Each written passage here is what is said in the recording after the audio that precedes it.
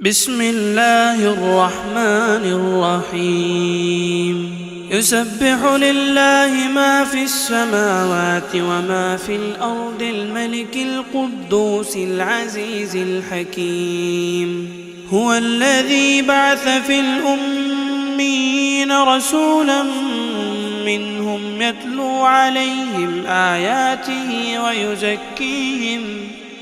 يتلو عليهم آياته ويزكيهم ويعلمهم الكتاب والحكمة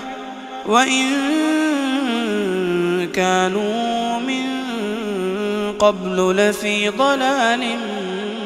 مبين وآخرين منهم لما يلحقوا بهم وهو العزيز الحكيم ذلك فضل الله يؤتيه من يشاء والله ذو الفضل العظيم مثل الذين حملوا التوراة ثم لم يحملوها كمثل الحمار يحمل أسفارا بئس مثل القوم الذين كذبوا بآيات الله والله لا يهدي القوم الظالمين قل يا أيها الذين هادوا إن زعمتم أنكم أولياء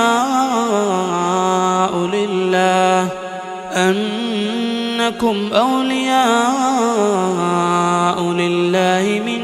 دون الناس فتمنوا الموت إن كنتم صادقين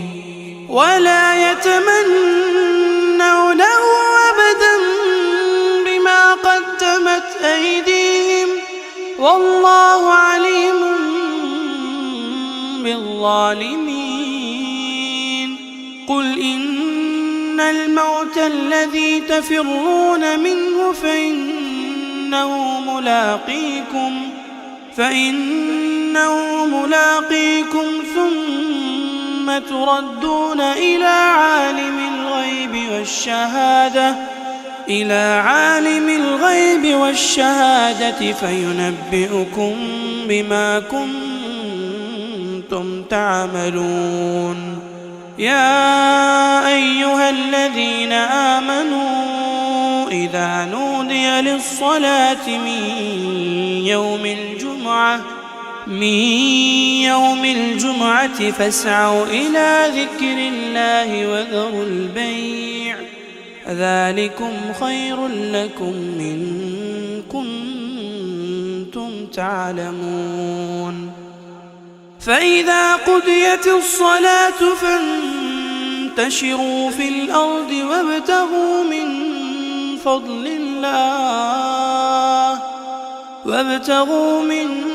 فضل الله واذكروا الله كثيرا لعلكم تفلحون وإذا رأوا تجارة أو لهوا انفضوا إليها وتركوك قائما قل ما عند الله خير من اللهو ومن التجارة والله خير الرازقين